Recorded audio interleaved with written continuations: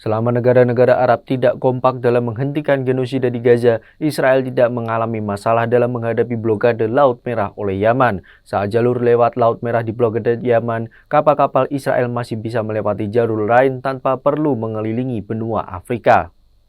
Jalur yang dimaksud adalah jalur pelabuhan Dubai Uni Emirat Arab dan pelabuhan Bahrain, lalu lewat jalur darat melalui Arab Saudi dan Yordania. Arab Saudi, Bahrain, Uni Emirat Arab, dan Yordania membantu Israel dalam mengatasi masalah blokade laut oleh Yaman. Kapal-kapal Israel yang tidak bisa lewat Laut Merah dan terusan Suez merapat ke Bahrain dan Uni Emirat Arab.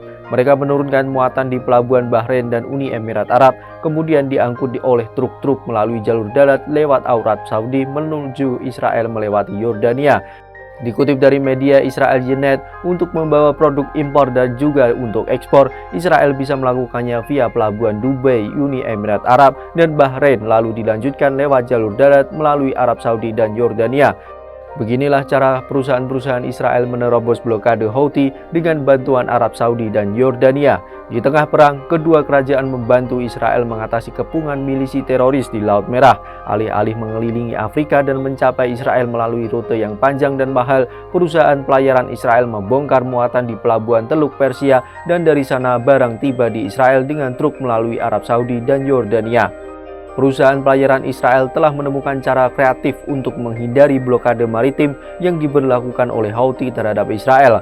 Mereka mengarahkan kapal dari timur ke pelabuhan Bahrain dan Dubai, dan dari sana barang diangkut dengan truk melalui Arab Saudi dan Yordania ke Israel. Menurut perkiraan industri, dalam sebulan terakhir puluhan truk tersebut mendarat dan membawa barang-barang yang sebelumnya tiba melalui Laut Merah. Jalan pintas yang kreatif akan memungkinkan pengiriman barang ke Israel sebelum Paskah.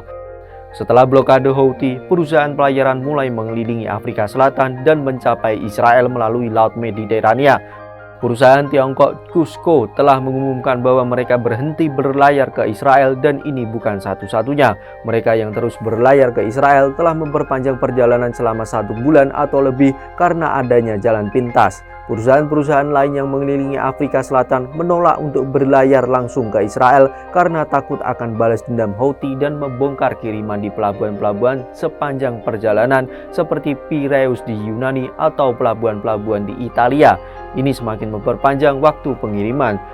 Sumber di industri mengatakan bahwa perusahaan pelayaran takut diserang oleh Houthi dan memilih untuk tidak menurunkan muatan sama sekali dari Israel. Boikot Houthi tidak hanya melanda Israel dan menyebabkan kerusakan parah pada rantai pasokan pabrik-pabrik di Eropa.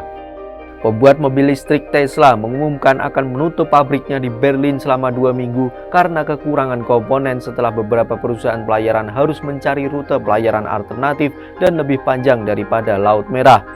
Salah satu perusahaan yang menemukan jalan keluar dari boikot Houthi adalah Manfield Logistics, yang dianggap sebagai salah satu perusahaan pelayaran dan logistik terkemuka di Israel dengan perwakilan di seluruh dunia. Berkoordinasi dengan Duta Besar Israel di Bahrain, Eitaneh, kapal-kapal dari Tiongkok dan India diarahkan ke pelabuhan di Bahrain dan Dubai, tempat barang-barang dibongkar dan dimuat ke truk Saudi dan Yordania.